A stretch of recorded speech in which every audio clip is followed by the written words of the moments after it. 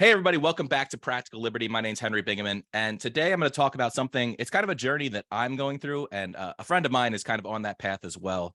It's what do you do after you've had a successful freelance career? Like, what's the next step to build your own independent life? And so I guess we're talking about building an empire today with my friend, Mr. Chris Orzechowski. Chris, thanks for coming on, man. How's it going, Henry? Good to be here. Thanks for having me. So you had a very successful freelance career as an email writer, and then you were an agency owner, and then you've been selling products. You built your own email list. You've been slowly taking these steps to build an empire, which is kind of what I just said. So can you, I guess, just for the people that haven't seen our last episode, which I'll link to it below if you haven't seen our first conversation, but can you give people a brief overview of who you are, what you've kind of done in your life? Yeah, so I used to be a school teacher, and as soon as I started working, I was like, "Oh man, I got to get out of this." So I started, writing copy, and like you said, had a good, successful career, and still write copy every day. That's the funny thing. It's like if you're doing any kind of marketing, like no matter what you do, no matter what your title is, like copy is always going to be involved. But yeah, I worked with over 200 clients and every different type of industry and niche imaginable, everything from digital products to a lot of e-commerce brands, some software brands, some brick and mortar companies, like all over the place. I had a lot of success, but I just got to that point where like you said, like what's next, and I'm 33. I'm actually turning 34 tomorrow, and I was like, okay, I can do this for another 30 years, I guess, but like I'm recording something. It's like, what's the next mountain to climb? You know what I mean? Like, am I like 30 years from now, am I still going to be writing emails for a fee, Right. And there's nothing wrong with that. Like I could just continue to charge more and more and work with bigger clients, like whatever, Yeah. there's nothing wrong with that. But I always just look at like chasing the fun, chasing the exciting new challenge, chasing the thing that I don't think I can necessarily do, the thing that's maybe a little bit just beyond me, what is the analogy people use? The brass ring, like reaching for the brass Yeah. ring, you know what I mean? Like, can I grab it? That's what excites me more. So it's the challenge that you're after more than any financial gain or more independence, something like that. You just really like the challenge. Yeah, because I mean, I think if it's a big worthy challenge, the financial gain's built in, and all those the fun, like everything's built in. You know what I mean? Like that's the way I look at it. Like it's not like you know, I don't know. It's what I found is that you get to a certain point, especially with marketing, where like you can do anything. You could sell anything, you can work for any kind of client, you could do any kind of service, you could launch an agency, you could do consulting, you could do more products, you could literally just do anything, and then every door is open, right? And it's like, okay, which one do you want to walk through? And when you're presented with that opportunity, and not to sound like cocky or whatever, but like it's true, like it's not just, oh yeah, Chris, you're so good, everyone will get to this point if you stay in the game and continue to improve long enough. Like you will get to this point. I mean, you know how it is. Like you did the same thing. Like there's a lot of people who are at that level, but every door is open, and it's like, okay, well then the hardest thing becomes which door do you want to go through? And like for me, what I've noticed, like in the circles that I run in, and the people that I hang out with, the conversations that I have, it's always like what I see a lot is like a lot of complaining about the world, about the way that it is, about the culture wars and this and that. And a lot of the complaints are valid. You know what I mean? I'm not saying they're 100% valid, right? But like there's a lot of talking and a lot of complaining and a lot of thought pieces and a lot of articles and that's cool and all, right? But like where's the doing? Where's the building? Where's like the next step? Like, okay, you don't like the way the world looks now. Like what are you building to replace it? Right. And that is the part that seems to be always missing, right? That is the part that I want to solve, right? In terms of like, Yeah, absolutely. I mean, that was the whole purpose with, so frankly, I was a little bored writing financial copy. It's at a certain point, like you don't know if your promo is going to be a winner or not, but I mean, you're not going to strike out. But then 2020 happened and I was like, what is going on in the world? So that's why I launched Practical Liberty and all these businesses with it, because I want to be the one building the solution. I don't want to just be the complainer. Let's build the replacement. So yeah, I love our guests here. yeah. Hold So on. Can we pause? Are we, yeah, are we able totally. to edit? Yeah, Okay, give me 1 second. Anyway, clap for the sound all right, editor. there we go. All right. So where were we? Sorry. yeah, I was just saying that I was building this. So what is your goal? What are you building now? Like, what's the transition? What's your new phase in life? Yeah, so what I've identified, like the natural progression of things, like going from the agency and then doing more consulting and things like that. Like I got to the point where like I said, like you get really good at marketing, and not just like, for me, it wasn't just email. Like I see how everything's connected, right? So like I've worked on tons of acquisition campaigns and direct mail and SMS and everything else, right? Because people always, like what I found is like clients don't just have one problem, especially in marketing. They always have more problems, right? So as I've done more and more, I'm like, you know what? Like it's not that hard. Like, yeah, it takes some learning, but like strategy, right? Like you have to have an acquisition system, you have to have a front end, a back end, you have to like know what your marketing mediums are, what channels you're using, the basics of all those. So I started doing a lot of fractional CMO work. And then I said to myself, well, this is cool. But again, there's the motivation piece that comes in. And like for me, it's like if I could build something, I'd want to own it. You know what I mean? And I Yeah. only want to work with clients that are businesses that I'd like to own, right? And it's kind of that whole, I'm a big, Warren Buffett, Charlie Munger fan, like those guys. Like I read all their stuff. I like every single day I think about their quotes and the maxims and the mindsets and the mental models and everything else. And I really take that approach. Like I don't work with a ton of clients anymore, but the ones that I own, I really do love those businesses and I want to go deep. And if I could own it, I would, and the ultimate goal for me, not that I'm necessarily ready to do this right now. I mean, I've been exploring some opportunities, but I'm willing to be patient to find the absolute perfect one. Again, like these guys say, they tell the story about one guy who invested in Eli Lilly, and there was another company, and he's like a multi-billionaire, and they're like, the guy had two good buys, and that's all you need, though. So like, Yeah. I'm willing to take my time to find like those excellent buys and ride those waves up. But what I'm doing now is I'm saying, let me work with a brand.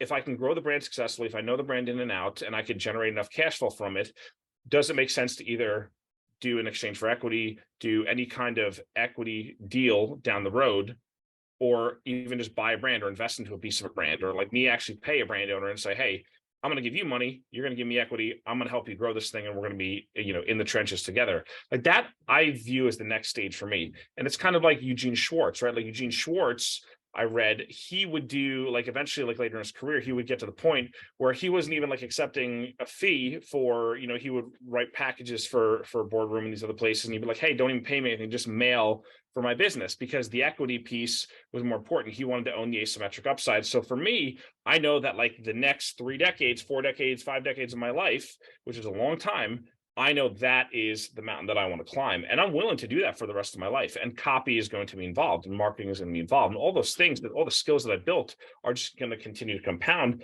I'm just going to do it in a different way, because you get to a point where like, yeah, you could just keep charging more, but you also get to the point where like the amount of people who actually pay you what you want to get paid to do the thing that for what it's worth for your actual time becomes smaller and smaller, and then becomes higher stakes and higher stakes. And it's like, I'd rather just launch my own brand or own a brand or partner with someone who has an exceptional product and just get in the trenches and just go super deep with them and grow every single aspect. So for me, like that is the thing, the next step. And it is a continuation. It's a continuation of, like I said, of everything I built, of the skills and the career and everything. It's just we're going down a different path that most people are too scared to go down.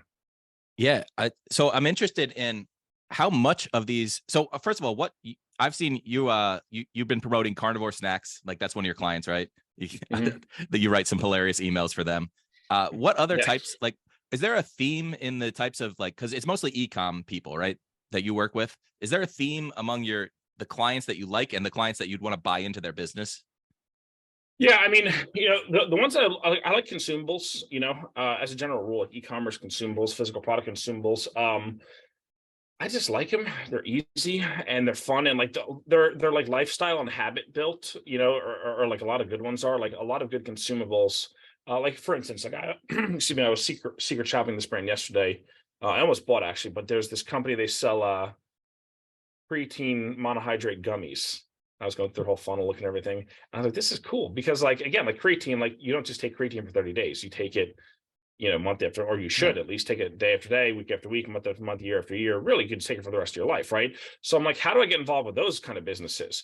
I love Altria Group. That's one of my positions in my portfolio, because if you look at the last 100, I think I read a stat. It said from 1922 to 2022, over that 100-year period, the number one stock, if you put $1 in 1922, that'd be worth the most. In 2022, it was Ultra Group.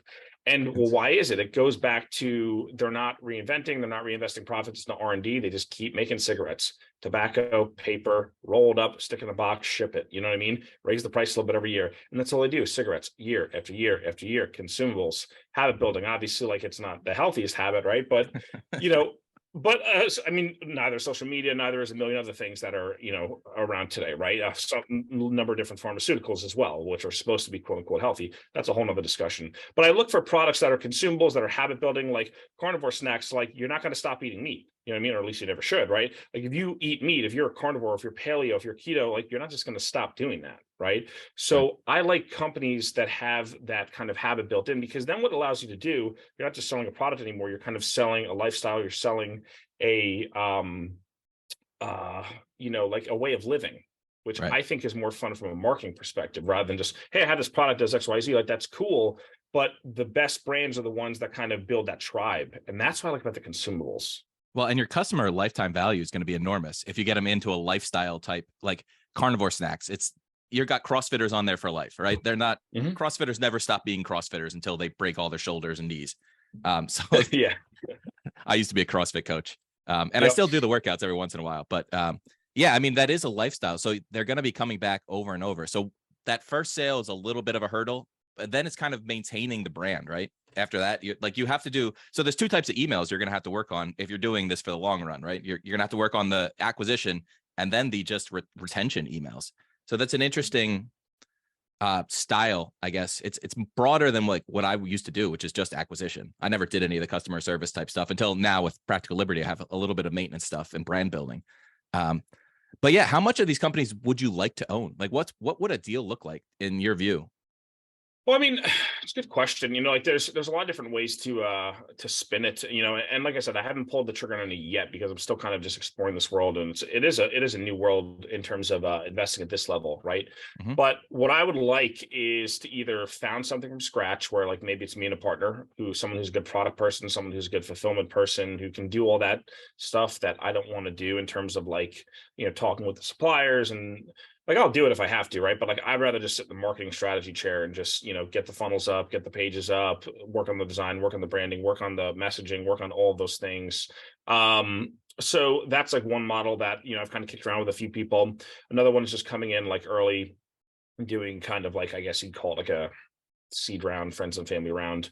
And then also just going to work in the business as well. And then so there's equity, skin in the game, right? Like it's Yep. it's me saying, okay, if I want to get this return, like let's make the return happen, instead of just kind of sitting back passively, which, there's nothing wrong with that either. Obviously, like different stages that you get into are gonna kind of be a different dynamic, and not everyone wants to be an operator as well, or operate any piece of it. Some people just want to invest and do other things, which I'm sure I will do at some point as well with certain companies. But I look at like there's this guy I like following on Twitter. His name is Andrew Wilkinson. He owns Tiny, and they just did like a reverse takeover from WeCommerce, so they're now public. But they're, I don't know, 700 million, give or take. I forget the exact number, but it's up there. They own AeroPress, Dribble. They own like a ton of different companies, and there's the holdco, right? And they just invest. They either buy a minority stake, a majority stake, or they just buy the whole business straight up. And it's just good, durable businesses that are going to be profitable for the long term. And they kind of just have this long-term mentality and mindset. And I'm like, I want to do that with my life. And like, that's a 50-year, 60-year project. You know what I mean? That's not just like, oh, I'm going to do this for 18 months. Like, that's a good long-term thing. So like, that's something I want to sink my teeth into. So like, whether it's founding a brand and kind of scaling it up, which I think with a good physical product, it's not necessarily like it can happen pretty fast. You know what I mean? Like if you have a good physical product, I was talking with a guy who has a consumable brand, a few weeks ago. He started about 9 months ago, and they're already like at a $1 million a year run rate and growing, and probably going to hit Wow. 1.5 to 2 million. And they've only been in business for 9 months. You know what I mean? So like it can happen fast if you have a good product and you get that product market fit. Obviously there's a lot of, considerations with physical product businesses. There's cash flow, there's inventory, there's a lot of just high expense until you can kind of get that economy of scale. But I mean, I think once you have that, if you have a good durable product and a product that kind of has a moat around it, there's a lot of great businesses out there. They're not all great, some of them are really difficult, capital intensive, but that's the game, right? That's the fun part, is learning about what's a good business, what's a bad business, what business has the moat, what doesn't has the moat. Can you build a moat around the business, right? Like that's the fun, exciting challenge for me. It's like figuring out that next step, because like, okay, here's 5 headline hacks. Like, cool, got that, master that. You know what I mean? Like, let's master the big boy shit now. So Yeah, that's funny because so I've done a lot of angel investing, not a lot, but like I think 9 different investments. So 300 and some $1,000 across 9 businesses, which is small investments. But a lot of those companies in the early stage, I was like, oh yeah, I know how to help you grow. Like I'll use my marketing chops to like help you. And then I'll work with them, like go back and forth with the founder on marketing ideas for like 3 months. And then they outgrow me so fast that they're like, well, yeah, how do I get in front of the head of Toyota? And I'm like, bro, I don't know. I mean, Yeah. one business is he's like talking to some of these major car companies, and he started as a parking app, like, and now he's doing in-car technology using like mobile payments and satellite. I don't even understand his business anymore. So it's like weird how some of these companies can outgrow you when you come in. And it's like, yeah, I kind of help you, but at the end of the day, what I did is gave you money, and then you pivoted and made it worth Yeah. something. I mean, so Well, I feel like that happens a lot more with like the tech stuff though, rather yeah, than, I mean, I could be wrong. I could be wrong. I don't know. Right. But physical product brands do pivot, but usually the pivots aren't that's a yeah. jarring pivot. That's a little scary. But hey, I mean, it sounds like it's a good pivot. And it sounds like it could be something huge.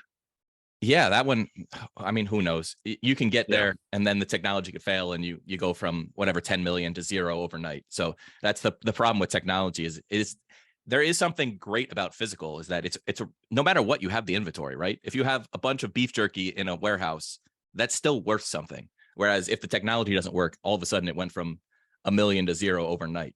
So Yeah. the there are upsides to physical businesses, which I've never really explored. Oh, I guess the weed stuff that I'm invested in is a physical business. Great And consumable business, great consumable product right there.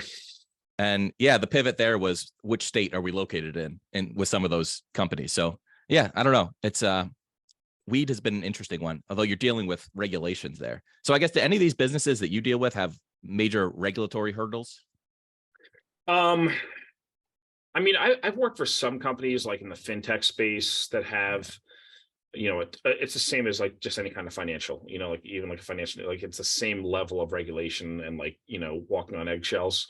But the physical product stuff, the ones that I've been involved in, not really. We just had other difficulties. Like for instance, like perennial pastures, right? Like, great company. We're growing, selling, regeneratively raised beef, cow shares, all that stuff. It's really badass, really fun project. And like, what's the hurdle with that? It's like, well, it's cold storage shipping. You know what I mean? Like it's not like I worked with a sunglass company. It's like, okay, I want 3 pairs of sunglasses. You stick them in an envelope, you ship them in the mail. Like cold storage, it's got to be frozen. It's got to stay Right. frozen. You got to get it there in a certain amount of time. It's logistically like a much higher barrier to entry. But again, what's cool about those is like if you get past that barrier, it's a moat, because a lot of people aren't going to want to come in and do the same thing because they're like, oh, that looks hard and difficult. And the answer is, yeah, it is. But if you figure that out, there's the guy down in Yellowstone, the show Yellowstone, Taylor Sheridan, Yeah. who's the writer, producer, whatever his, or creator. He bought 4-6's ranch, the one from the TV show. It's an actual ranch in Texas, and I think he paid 320 or $340 million. I mean, they're huge. It's got to be hundreds of thousands of acres. And I think there might be like, oil involved and some other businesses within, the landmass that they have. But I was like, holy crap, like it's a freaking ranch. You know what I mean? It's a, $300 million plus thing. So again, like, does every, like, no one starts there, right? Like you got to build up and buy and acquire and grow. And it's probably happened over decades and things. But I think with the physical stuff, yeah, like the technology stuff is cool and it's exciting and it can be fast and it can be super lucrative and you get the unicorns and everything, but there's tons of competition. Like what does everyone talk about? Everyone's talking about AI. Everyone's talking about, they were talking about crypto and NFTs, and they're talking about Web3, which I don't really even know what that is. They talk about all this stuff, and I'm sure it's great. I'm sure it's useful and it's cool and everything. And like, look at the AI stuff. There's like 15,000 AI startups and 99% of them are going to fail, which is whatever. Like, nothing wrong with that. Nothing wrong with, stepping up the plate and taking a swing. That's the nature of business, especially technology businesses, right? But with physical product brands, again, you're still going to have a lot that fail, right? But how do you have a brand like Brooks Brothers? It's been around since 1818. It's been around for 205 years, right? Like, are you going to have a technology company that's around for 205 years? Like, I don't know. I guess we're going to see. The internet's not that old. We will see. Maybe Microsoft, Apple, who knows? But I don't know. Like maybe not. I don't know.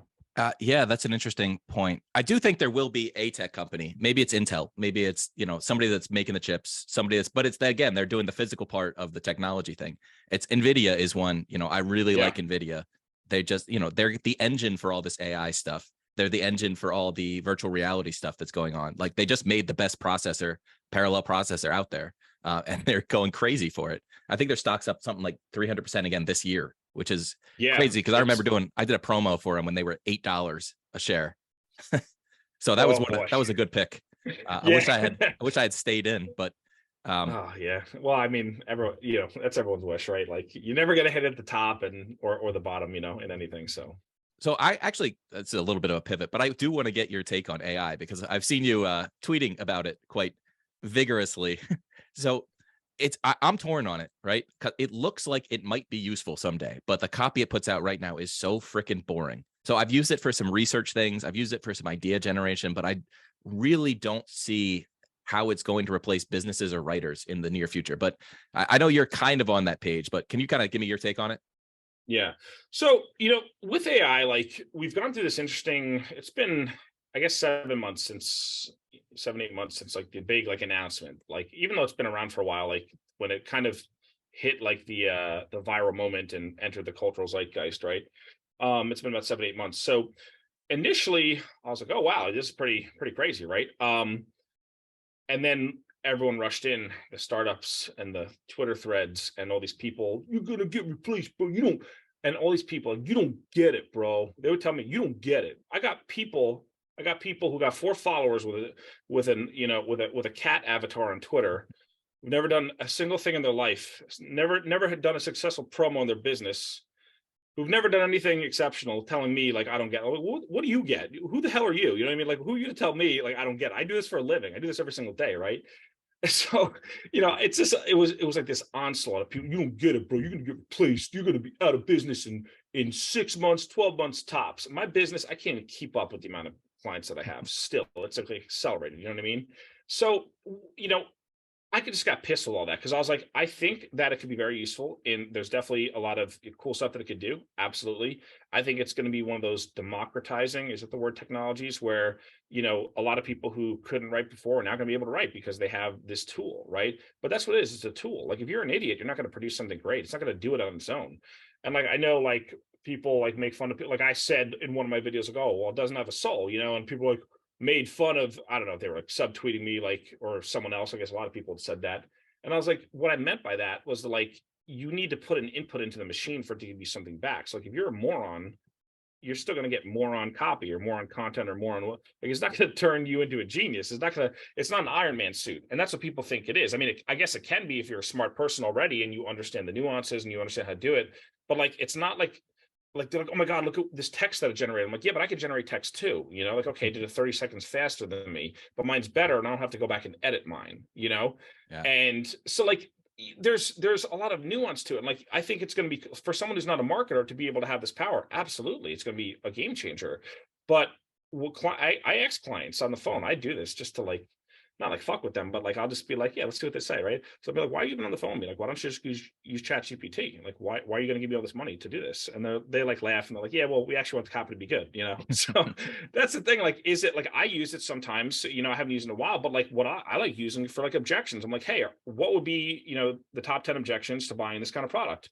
And I'll be like, okay, I knew that one, I knew that one, I knew that one. I didn't think of that one. Let me add that to the list. Let me make that into a section or an FAQ, right? And I'll say, are there any more? And then I'll generate more. And I'll say, okay, I could see that. I could see that. That one's not important for this audience, So it is useful, yeah. But what happened was we went from this point where everyone, all these people, it was like this resentment. Nietzsche, he talks about resentment, this like rage from inside from these people who are unsuccessful, right? Who are finally, it's like Revenge of the Nerds. It's like these people are like, haha, now we're finally in charge. All the people who weren't writers before, who could never do it, who could never hack it, were like, now we could do this too. And it's like, well, no, you can't, So we need like the jocks to come back in and be like, shove them back in the locker. Like, no, you can't. Like, take a seat. And that was the thing that got me, because of all these people talking so much shit. Everyone's, oh, you're going to be out of work. You're going to get replaced. You're going to blah, blah, blah, blah, blah, blah. And I'm like, not me. Not all the people that I know, not people that I've coached, like not at all. You know what I mean? So that was the thing that pissed me off. That's why I started making fun of a lot of these people, because we went from this point, and I would start making fun of some of these people on Twitter, or just like, trolling and talking shit.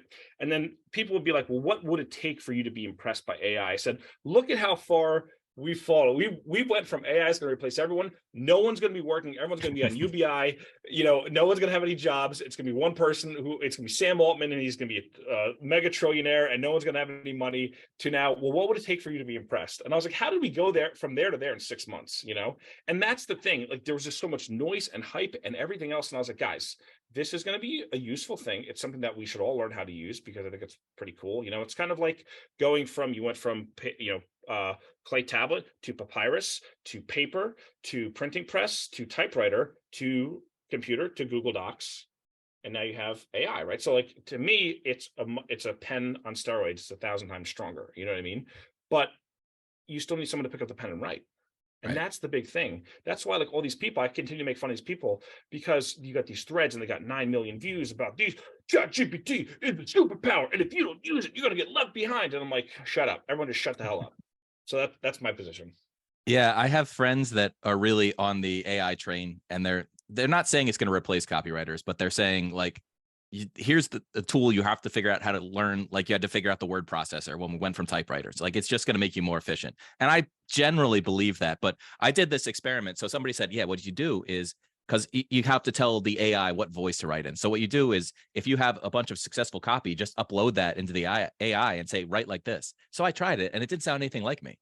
Like I put some of my best promos in there, all in my voice, and it sounded nothing like me. And it had some good ideas, some good lines in there, but I mean, I had to read, 1,000 words of copy to get out 4 sentences, which is not efficient in my book. Well, that's the thing. Like, how much time did it take you to do that versus just sitting down and writing it? And like this is the thing that a lot of people don't get. Like, yeah, wow, it's shooting out line after line after line. Okay, but then if you got to do it 10 times, you know what I mean? Like, then is it really more efficient? Maybe in some situations it is. And I'm not saying that it won't be, but like that's the thing. Like for someone who is an exceptionally skilled writer, like Neil Gaiman writes every single one of his novels out by hand Yeah. before he even types it, right? So like, why does he do that? And then I'll see shit like that and I'll retweet. I'll be like, oh man, what an idiot! You should have just used ChatGPT to show the ridiculousness. Because writing is, like Sam Wood says this, who's one of the smartest guys I know on AI. He says writing is thinking, and he says this is a the AI thinks with thought processors. And I was like, yes, this dude gets it. And that's why I love his stuff on it, because he understands the nuance and he understands that it is a thought processor. And this is what he's trying to teach people. And that's, I'm the same way. I'm like, guys, it is a thought processor. I'm saying the same thing, just coming from a different angle. I was like, it's not the Terminator, it's a thought processor. And so that thought needs to go into it. And that's like, writing is this process of thinking, of formulating, whether you use the pen or the typewriter, the papyrus or whatever it is, right? So that's always gonna be my position on it. There's something else I was gonna say, but I can't remember. So we'll just kick it back to you. If I think about it, I'll bring it up. But yeah, there's something else, but keep going. The I guess one of the things I want to get your take on is what's the future. So we both have kind of dim view of the political landscape right now.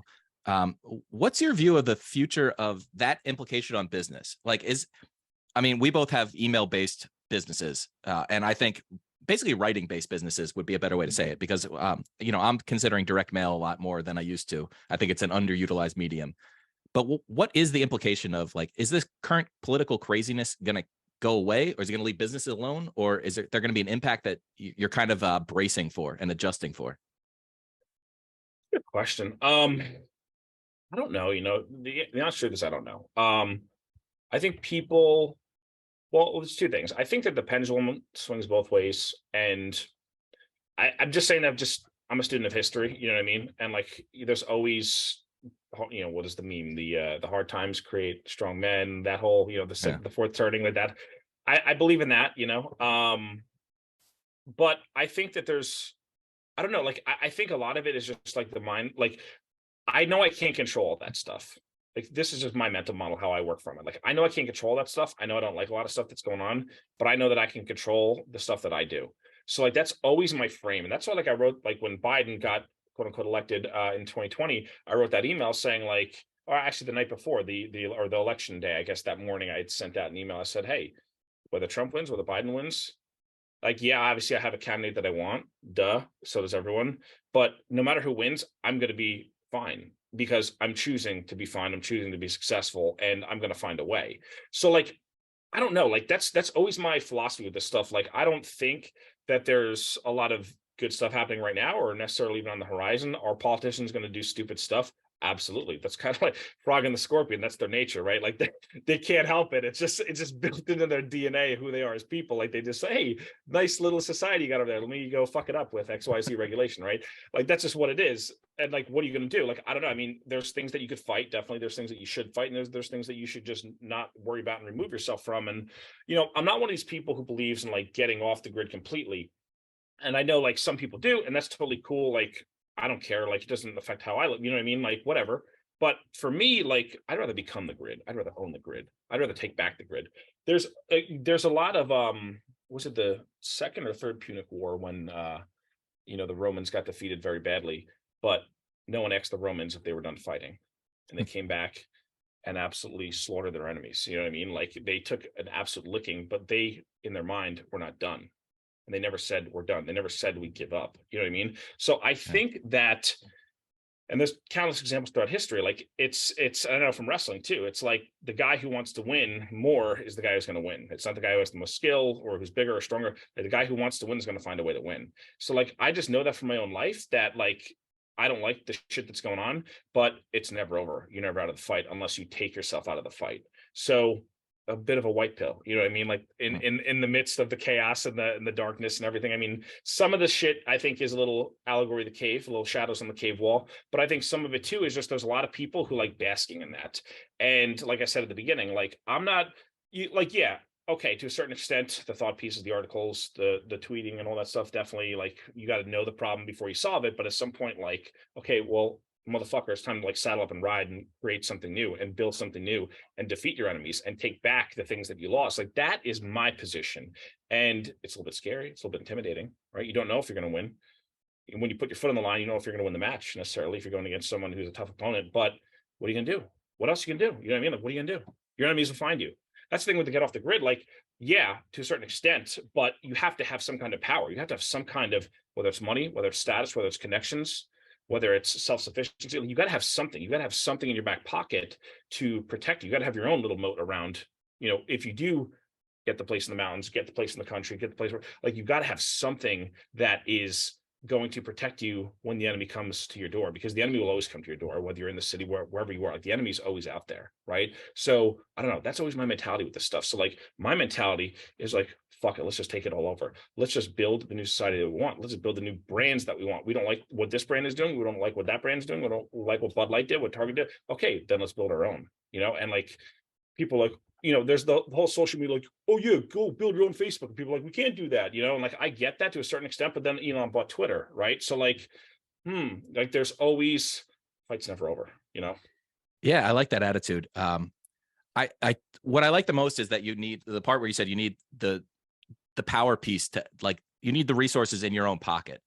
It's why, I just, you introduced me to Tane Nix, and we just built a product together in a couple weeks, which was awesome. And it's called the All Upside Plan B. And his point is, look, you need to get some of your money out of the country, because if the government goes crazy here or they really destroy the currency, you'll have it protected over there, and then you can bring it back and fight, and you'll be all of a sudden the most powerful person in the fight. And I love that. It's the it's walking in with your eyes open. You got to walk into the fight with your eyes open. You got to know what they're capable of. But then, yeah, don't chicken out. I mean, it's not some phlegm today, huh? Yeah, don't run away. Don't run away from the fight, but be prepared. Know who you're fighting. There was a dude in high school who, I mean, I thought of this when you talk about wrestling. This dude, he was in my weight class. He was the county champion, and I wanted to beat him so bad. And he didn't even remember my name. I was like second, third, fourth best in my weight class. And he just wiped the mat with me. So it's not always about it wanting to win. You have to know who you're up against, know the fight. And if it was a straight wrestling match, I wasn't going to beat that guy. But like in business, I probably could. You just got to change the rules, change the game so you can win. And that's kind of my attitude. Yeah. I mean, well, that's what it is. Like, and I don't know, like I think that, at the end of the day, strength wins, power wins, like that's why, like, there's a lot of people who just like, they just want to retreat and hide. And I think that's like beta behavior. You know what I mean? Like, no, like you're going to stand there and you're going to scrap Okay, you get punched in the face. Okay. I mean, like you're gonna get punched in the face anyway. You might as well get punched in the face, like looking forward, like going in on a shot or going in on an attack rather than just like cowering in the corner. And that's what a lot of people, I don't know, maybe that's just, like guys like us, we grew up in the wrestling, like we understand that world, and like a lot of people didn't. And this is why I think it should be mandatory. When I am president, we will do mandatory combat sports K through 12 for everyone, no getting out of it, no parent permission slips. Because I think it helps though. Like, you look at societies where they have kind of more of a warrior culture, and everyone has a bit of a different perspective, because people, even if you weren't good, you don't have to be good, but at least you understand some basic skills. You've used your body, you've understand that you're not made of glass. And like, I don't know, like I think a lot of society is just mentally not healthy, spiritually unhealthy, physically unhealthy, emotionally unhealthy, for a number of reasons, a ton more, we could spend hours talking about why, like the why. But I think also like it starts with you, like you must become the overman yourself. You must make yourself strong. You must make yourself aesthetic. You must dress well. You must make yourself successful. You must make yourself well spoken and smart. You must read books. You must do all of these things yourself. And like Jordan Peterson, kind of went off the rails, right? But he did in his book, he had that concept of make your own bed. Or no, sorry, what Yeah. the Clean your room before you try to fix the world. Before, yeah, that's what it is. Yeah, clean your room before you try to, clean up the rest of the world and fix the rest of the world. And like, I really think a lot of people did that. Is that a controversial thing to say? Like, I don't think so. Like, take care of your own shit. Don't try to, oh, we got to do X, Y. And this is what these politicians do, because they got to get votes and blah, blah, blah, right? They want to solve all these big problems. I'm like, your backyard is a mess. Like, why don't you clean up your backyard first? And then we'll worry about cleaning up everything else. But people don't do that, right? We live in this weird, social media's distorted everything's made shit weird. Everyone's got to like be theatrical and more viral than the last person. And like, I don't know, like, I guess that's the game. You know what I mean? Like nothing you can do to really change the game, at least not immediately. But I think if people just focus more on building up yourself and taking care of yourself first, then what's going to happen from that action? Then your family's going to get better. They're going to start taking care of themselves. The people you're friends with, the people who look up to you, the people in your community, you know what I mean? Like those people, like it'll have a ripple effect on them. They'll see you presenting yourself better. They'll see a stronger person, someone that they want to aspire to be like, right? And if you could do that, what are the ripple effects of that action versus just people going online and complaining about X, Y, and Z? So like that's always my mentality. And like maybe it's not the popular mentality because it's the hard mentality. But I think if people did that, that solved a lot of problems, I think. Yeah, I'm kind of involved in the libertarian community in some aspects. And one of the things libertarians are always complaining about is like, look, we have this beautiful philosophy, but nobody's paying attention to us. And I'm like, yeah, because you're all broke and you're fat, you're out of shape, you're not like, you're not worth like imitating. So go out there, make a ton of money, get in a little bit better shape, speak well, and then people will start paying attention. There's people like Dave Smith, who has a really popular podcast. He's a tall, handsome, married, successful comedian. He's got a couple kids. He talks about virtue, and people are like, I want to be like that dude.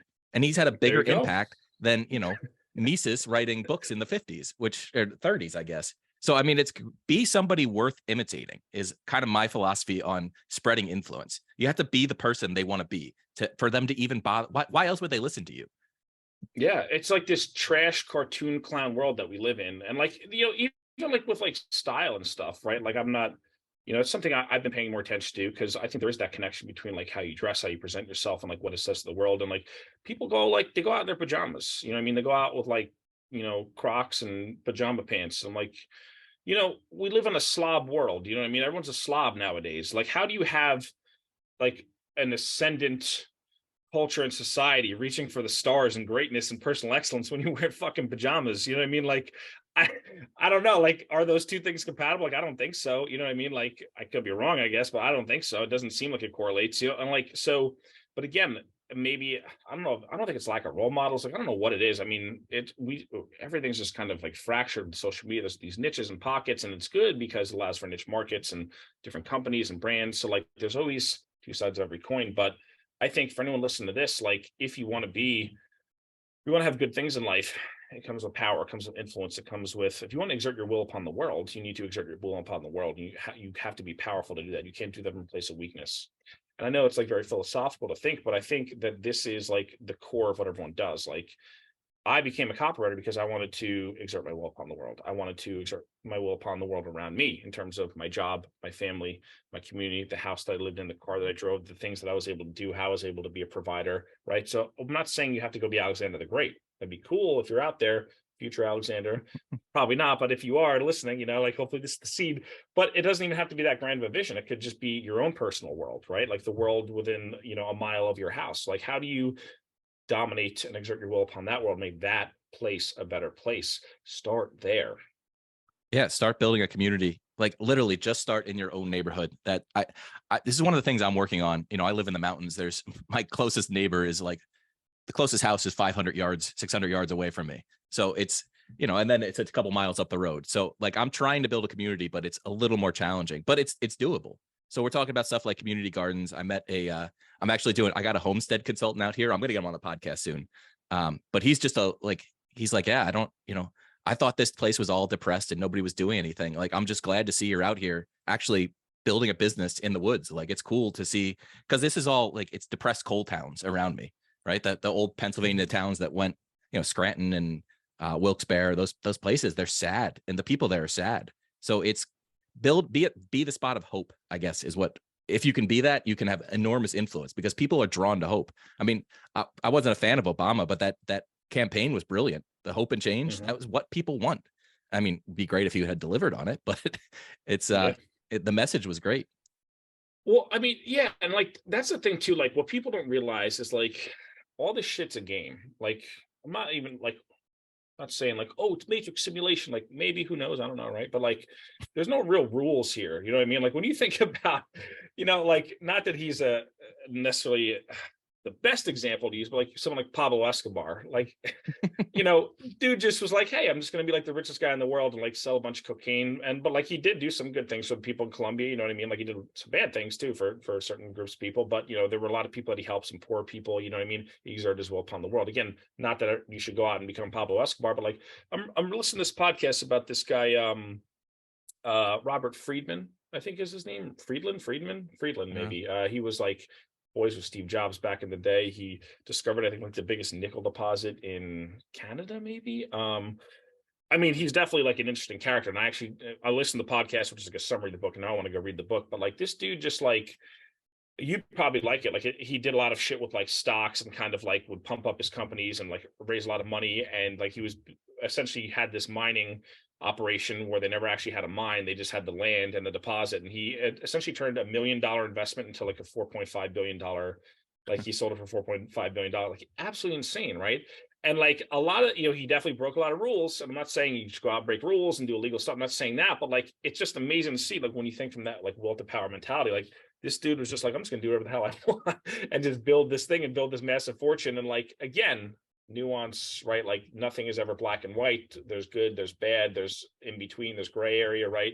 But you could do like, I'm just saying, like, for people listening to this, like, you could start a business. Like, no one's going to invite you to do it. No one's going to wait for you. No one's going to say, hey, could you please do this? Please, we've been waiting for you. We've all been asking, begging for you. Like, no one's going to do that. You got to kick down the door and take what you want. You have to exert your will to make that happen. But you can do that. You are allowed to do that. Like, you are allowed to go and create. You are allowed to go and actually make shit happen in your own life. And people don't ever realize. People go through their whole lives and don't realize that, right? They don't ever realize this. And it's crazy. And I guess it's easier for me to say because I've been doing this for 10 years, but and I didn't have anything though. I was a teacher. I was a school teacher. I didn't know anyone. I didn't know you. I didn't know anyone. No one knew I didn't know Kevin. I didn't know anyone. I literally started with a free Facebook account. I didn't have any business connections. I just started meeting people. I started doing the damn thing. I built all this shit brick by brick, and I say that because anyone can do the same thing, just like you've done it, just like I've done it, just like a number of other people in the space have done it, right? But it all starts with the decision that you're going to go and create some shit. And until you make the decision and say, fuck it, I'm just going to do this and make it happen, nothing's going to happen. There's an interesting exercise that I think more people should do. And I'm not encouraging anyone to go out and break the law, but what would you do if there were no rules? Like if there was no playbook, if there was no instruction manual, there's no laws, there's no rules, just sit down, map out what you would do. And I think a lot of it comes down to your character, because if you would hurt people, you're going to hurt people, whether it's legal or not. So if you're out there and you want to build a business, just imagine what you would do if there were no rules. You didn't have to pay taxes. You didn't have to worry about it. And it's a starting point. And then figure out how to work that vision around the rules. I mean, people have bigger ambitions than they admit to themselves, I believe. like we're kind of conditioned to be like, well, school told us that I have to go get a corporate job, work my way up the ladder. After 30 years, I can be a vice president, retire with a pension and a beach house. And I'm like, yeah, is that really the life you want though? Like, if you really imagine it, do you even want the pension and the beach house? Do you want to be vice president of some stupid company selling what? You want to be the vice president of Bud Light and just have to navigate that political landscape where it should just be, you're supposed to be selling beer, man, not making political statements, not trying to. I know. It's interesting. I think they're actually trying to tank the company. My dad was saying this on Father's Day. I had him up here. He's like, yeah, I think some European company bought it. They're trying to tank the brand intentionally. I'm like, that would make sense with what they're doing. But then again, like, there's no rules, right? So like, if that is what's happening, let's just say, let's for a second, someone came in and said, we're going to take that company down so we could build this other company up. No, like, is it legal? Is it wrong? Like, if that's the case, like, someone went out and exerted their will to power on that company, on a multi-billion-dollar, 250-year-old brand. That's the crazy thing. But like, that's what I'm saying. Like, people don't get it. They don't. You get it, bro. Like, people don't get it. Like, there's like, there are rules, but rules bend, rules are broken, rules are changed. Like, it's just, you just got to be a man of power or a woman of power. And the rules that are written are not the rules that are enforced. Like, there's a lot of flexibility in the law. And I'm not encouraging people to do unethical things. I'm actually saying the law sometimes forces you to be unethical. Like, if you're an ethical person, you're going to do the right thing no matter what. But like, I had Matt Cersley on a couple of weeks ago talking about the tax law. And he's like, yeah, it's illegal to claim this as a deduction if you put it in this column. But if you put it in this column, it's perfectly legal and all the senators are doing it. So it's the rules are not there to tell you. I mean, the rules are not there for your benefit in general, I don't believe. But I wouldn't let the fear of regulation and rules get in your way of doing something. Like, just go do it, man. You have so much potential that's just being squandered in this country because of rules that people believe are there that aren't really.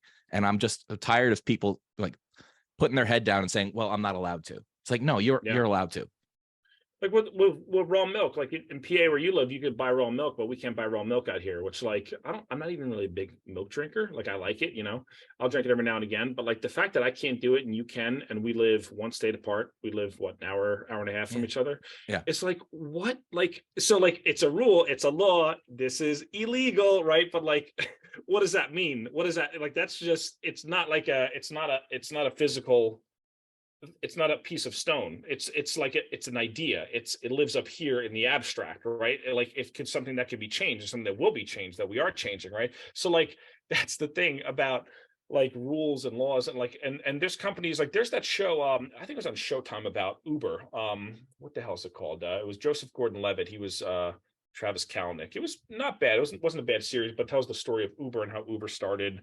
And it was funny because like, they were fighting these regulations, and they were just blatantly ignoring them. And then eventually, like, the regulations got changed in all these major cities. So like, okay, it was a law and you weren't allowed to do it. And then he just said, fuck it, we're going to do it anyway. And they eventually changed the regulations. Now the company exists. And I know there's been a lot of issues, and, that's besides the point, but like, it's wild how you can just go, like, there are rules, but there are no rules. You know what I mean? And things can get changed. Things will change. Change is the only constant, right? So I don't know. It should be an inspiring message for people. I hope that's what they take from this. Like, you can build anything you want. My buddy, Rob Castle, he started Philadelphia Distilling and then New Liberty Distilling. And he got all of the liquor laws in Pennsylvania changed, but only for liquor companies started in the state. So it used to be that you had to sell only through the state store. He went golfing with a couple state senators. And a year later, they're voting on an amendment that Pennsylvania liquor companies can sell liquor at 4 different locations. It's like, oh, okay. Like, the rules can change. And then he built a multi-million-dollar business off of that rule change. Yeah.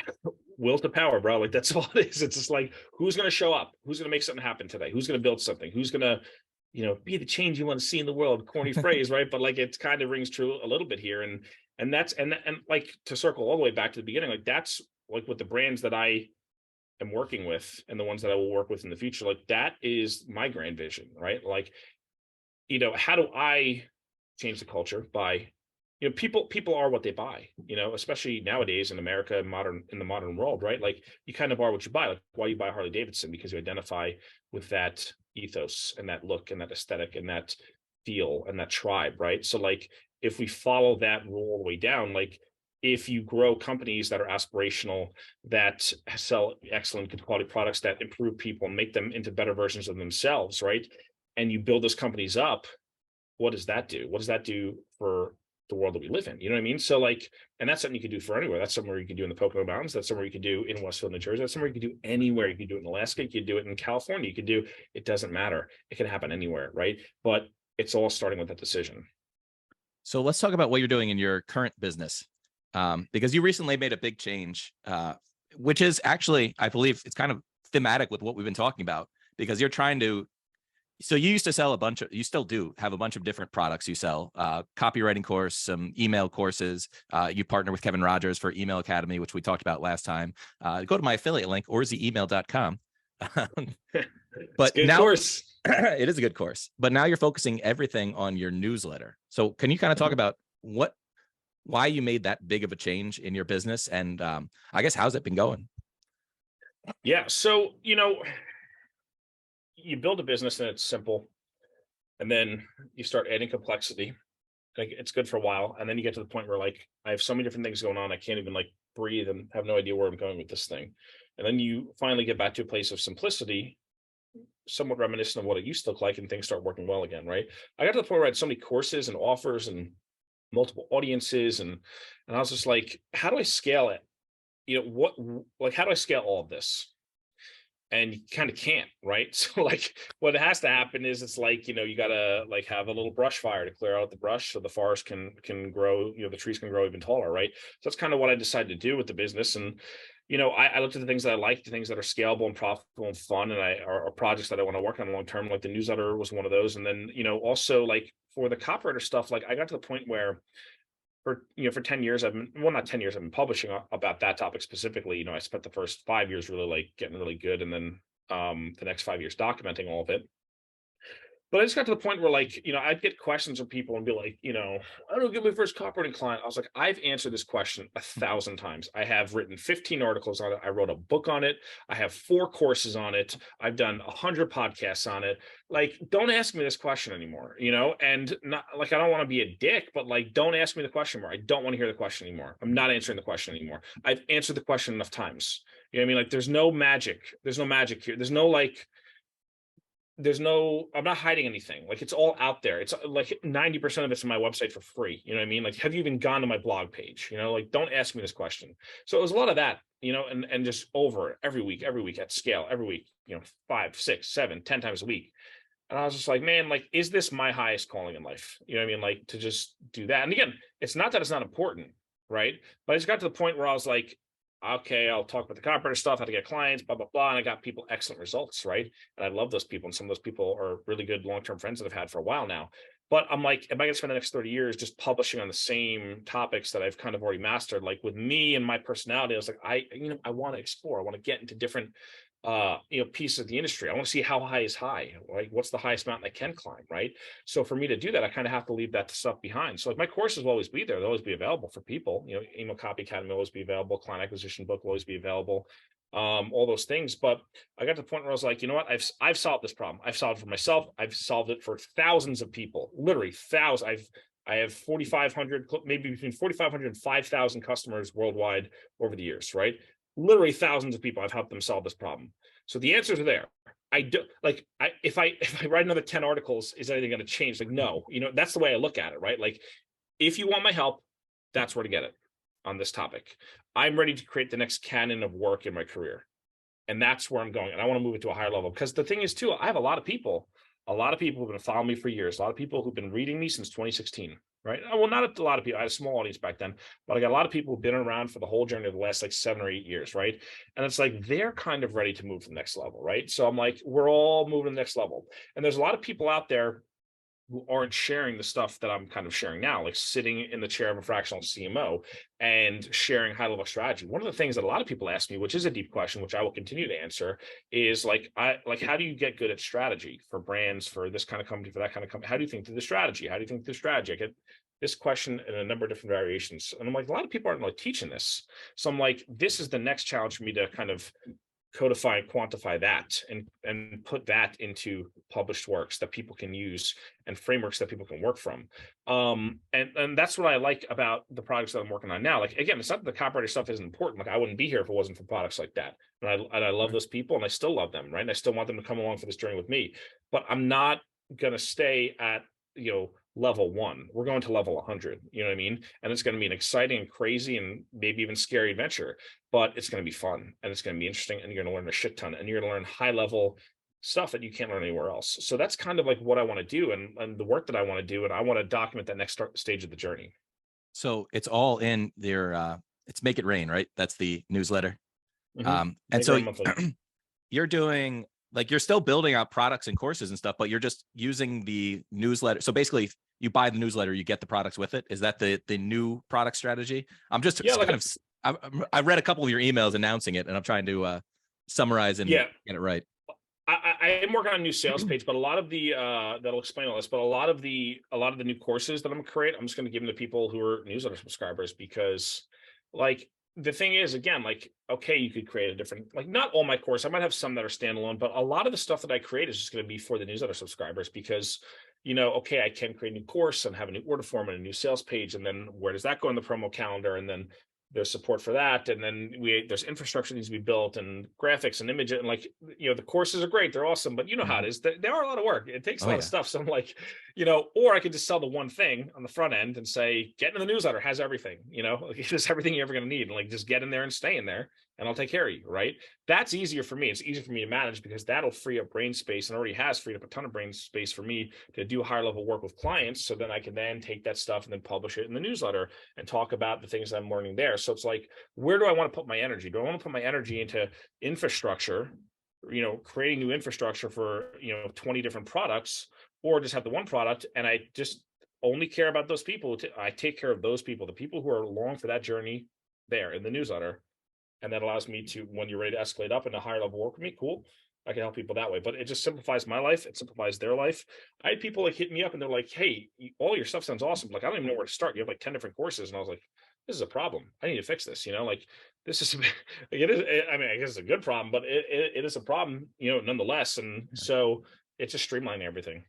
So I my buddy Justin Goff used to have a newsletter. And he built it up to something like his revenue was 300,000 a year on it or something. So it was a decent business. And then he just got tired of doing it and shut it down. So what's the longevity of, like, what is the actual workload in the newsletter? Are you enjoying it? Because I guess the thing about Justin was he just didn't love writing it.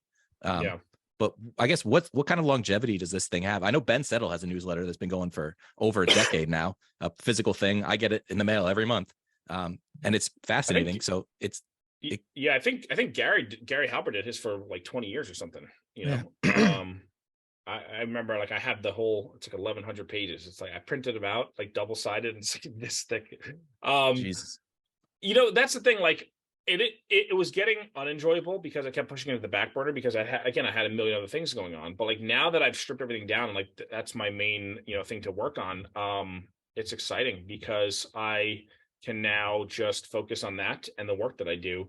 And again, it frees up brain space. And now I have, like, the new direction. Like, the thing that was hard for me with the newsletter for a while was when I started back in March 20 or February 2020, when we first launched, it was like, I'm working with these kind of clients as an email marketer, or, in my capacity as, like, an email agency owner. Here's the work we're doing for clients at the agency.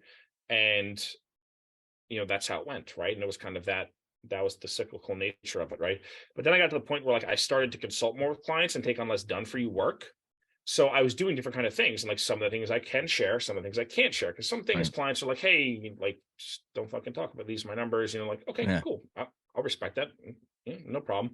So then it's like, okay, you're reaching deeper and deeper in the bag of tricks. You're like, okay, well, I haven't showed them this yet. I haven't showed them this yet, because that was what the newsletter was. And I was like, it's just getting harder. Like, do I start from the beginning and start talking about welcome sequences again? I was like, do I need to do that? Like, again, I talked about that already. Like, you want me to talk about it for the next 5 years? You want me to just keep talking about it over and over again?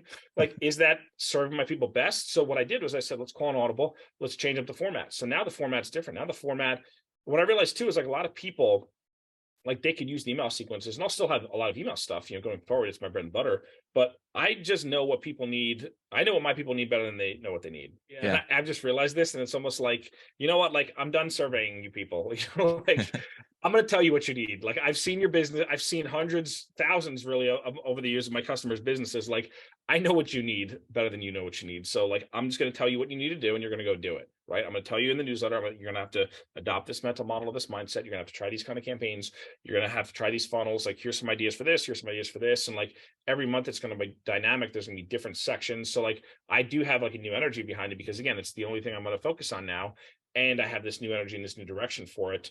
And I've just changed the dynamic, because the dynamic was just tough, because as I was taking on less and less clients, like once my second son was born, I was like taking on way less, because I was like, I'm focusing time on my family. You know what I mean? I don't have 12, 15 clients at a time anymore. I have 3 or 4 or 5, tops. So I just feel good about it now. And like, again, there's a lot of people out there who might like thousands of coppers that have like, you might want to become a director of marketing one day. You might want to become a CMO one day. You might want to start your own brand one day. You might want to own your own agency or do your own marketing for whatever products you have. Right. So like, if that's the case, then this is for you, because now we're zooming out a little bit from email and going into the holistic marketing behind growing a brand, and growing a brand that's going to be profitable and durable and survive long term and take care of you and your family for the next 100 years. Like that's the goal with it. Yeah. So if you're a copywriter who's happy, working with 4 clients, making $100,000 a year, and you never want to change, this probably isn't the newsletter for you. But if you want to grow your business, if you want personal growth, then Make It Rain is where it's at. So where can people find out more about the newsletter if they want to subscribe? So my current site is still the emailcopywriter.com, but I do have a new site launching very soon, probably within the next 2 to 3 weeks. So, but that site will always be up. So if you go there, it'll redirect you to the right place. So you'll end up on the right list. So get to the emailcopywriter.com. Anywhere else we can point people? Yeah, if you want to follow me on Twitter at chrisorzi.com, I like to talk a lot of shit and have some fun on there and make some jokes. Some of them are good, some of them not so good. It's always a fun experiment over on Twitter. So at chrisorzi is the handle. All right, man. I really appreciate you coming on. I think this was a really fun conversation, and I hope we inspired some people to kind of get out of their own way and just take the chance, do something with your life, make an impact. Yeah. Future Alexander, this is for you. All right, brother. Hey, if you thought that video was good, please click the like button and don't forget to subscribe. It really helps me out. Thanks.